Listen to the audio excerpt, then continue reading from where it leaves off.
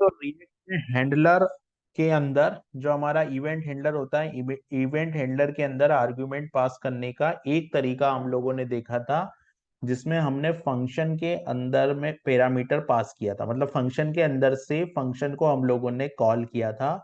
React हम लोगों को इस काम को करने के दो तरीके और देती है। तो रिएक्ट जो है वो पहला तरीका, एक तरीका तो हमारा हो गया था। दूसरा तरीका हमारा होता है यहाँ पर, जो दूसरा तरीका होता है वो होता है हमारा पासिंग थ्रू एरो फंक्शन, यानी कि हम ऑन क्लिक पे डायरेक्ट एरो फंक्शन पास कर दें। और तीसरा जो तरीका होता है वो हमारा होता है बाइंड मेथड का। तो आज इन दोनों ही मेथड को हम लोग समझेंगे। तो हम लोगों ने जो एग्जांपल क्रिएट किया था, हम लोग चलते हैं वहां पर विजुअल स्टूडियो कोड के अंदर और उस एग्जांपल में हम लोग थोड़ा चेंज करके देखते हैं। तो ये मेरा एग्जांपल आ गया, और इस एग्जाम्पल में हम लोगों ने, ये एग्जाम्पल की अगर मैं बात करूं, तो इस एग्जाम्पल में हम लोगों ने यहाँ पे ये पहले तो मेरे को प्रोजेक्ट को रन कर देना है। तो ये npm स्टार्ट जो प्रोजेक्ट है मेरा वो रन हो गया है। ठीक है, अभी मैं चलता हूँ यहाँ पे और इसको कर देता हूँ एंड स्क्रीन को। ठीक है, अभी मेरे को यहाँ पे जो प्रोजेक्ट है यहाँ पर npm स्टार्ट किया, तो ये आप देख रहे हो, ये लास्ट एग्जांपल हम लोगों ने ये क्रिएट किया था। तो इस एग्जांपल में मेरे को यहाँ पर मैं अब यूज करूंगा एरो फंक्शन का। तो एरो फंक्शन हम लोग इसमें किस तरीके से यूज कर सकते हैं, तो इसी एग्जांपल को मैं मॉडिफाई करता हूँ। यहाँ पर मैं क्या करता हूँ, मैंने यहाँ पर हैंडलर arg कॉल किया था। ठीक है, अभी मेरे को जो दूसरा तरीका है उसमें मेरे को क्या करना होता है, जो दूसरा तरीका है उसमें मुझे एरो फंक्शन कॉल करना है। तो जो हैंडलर क्लिक है वो, ये हैंडलर क्लिक को कॉल करना है। तो ये वाला जो ये जो फंक्शन है इसको मैं कमेंट कर देता हूँ, क्योंकि मुझे इसकी जरूरत नहीं है। मैं क्या करूंगा, बटन के ऑन क्लिक इसको भी हटा देता हूँ, और बटन के ऑन क्लिक पे मैं डायरेक्ट जो है वो एरो फंक्शन पास कर देता हूं। तो मैंने लिखा ई, और ई के बाद में ये मैंने लिखा कुछ इस तरह की चीजें, और यहां पर मैंने लिखा दीज डॉट हैंडल क्लिक। तो दीज डॉट हैंडल क्लिक आया। दीज डॉट हैंडल क्लिक में मेरे को दो पैरामीटर पास कर देने, तो मैंने किया दीज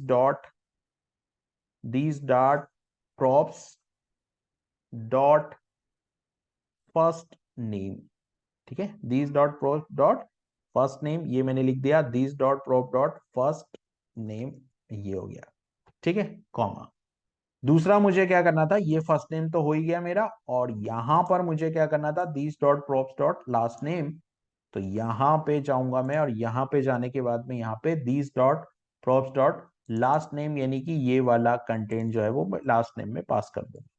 ठीक है, अब यहाँ पर ये जो वैल्यू है फर्स्ट नेम और लास्ट नेम जो है, यहाँ पर मुझे एज एरो फंक्शन मैंने पास किया।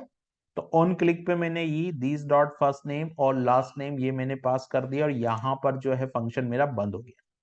तो अब मुझे इस फंक्शन की जरूरत नहीं, तो इसको मैं हटा देता हूँ।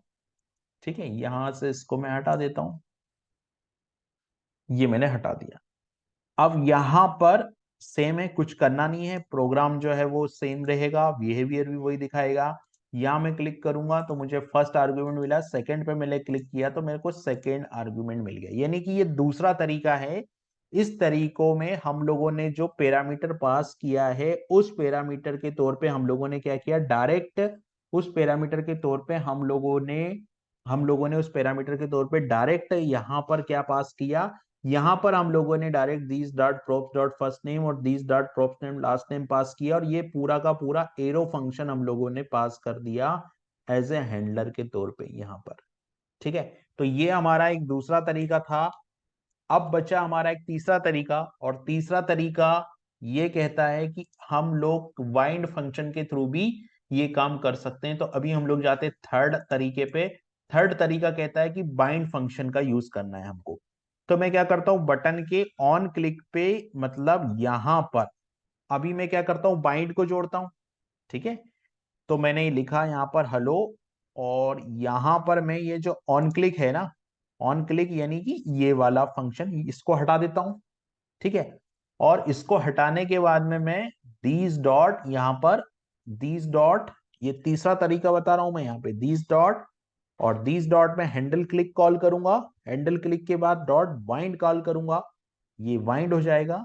और वाइंड के पैरामीटर में, तो बाइंड के पैरामीटर में पहला पैरामीटर तो हम लोग दिस पास करते थे, दूसरा पैरामीटर में हम लोग this dot props dot first name pass कर देंगे, और जो अगला पैरामीटर है उसमें भी हम लोग this dot props dot last name pass कर देंगे। तो ये हमने दो पैरामीटर पास कर दिए।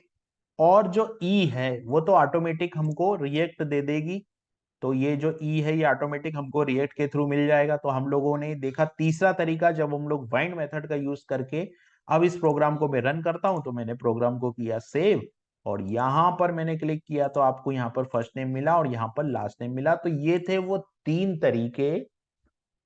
सबसे पहला तरीका, एक बार हम लोग और इस चीज को रिवाइज कर लेते हैं। सबसे पहला तरीका जो था वो हम लोगों ने कैसे किया था, वो हम लोगों ने फंक्शन के थ्रू पास किया था।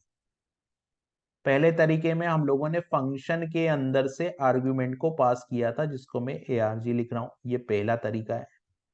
दूसरे तरीके में हम लोगों ने क्या किया था, तो दूसरे तरीके में हम लोगों ने एरो फंक्शन का यूज किया था। ये दूसरा तरीका है जिसमें हम लोगों ने एरो फंक्शन यूज किया। और जो तीसरा तरीका है, तो तीसरे तरीके में हम लोगों ने क्या किया, तीसरे तरीकों में हम लोगों ने बाइंड मेथड का यूज करके आर्गुमेंट को पास किया। तो ये तीन तरीके थे आर्गुमेंट पासिंग के, जो हम लोगों ने देखे विद एग्जांपल। हम लोगों ने एक ही एग्जांपल क्रिएट किया और एक एग्जांपल में हम लोगों ने इन तीन तरीकों से आर्गुमेंट पासिंग देखी रिएक्ट के अंदर।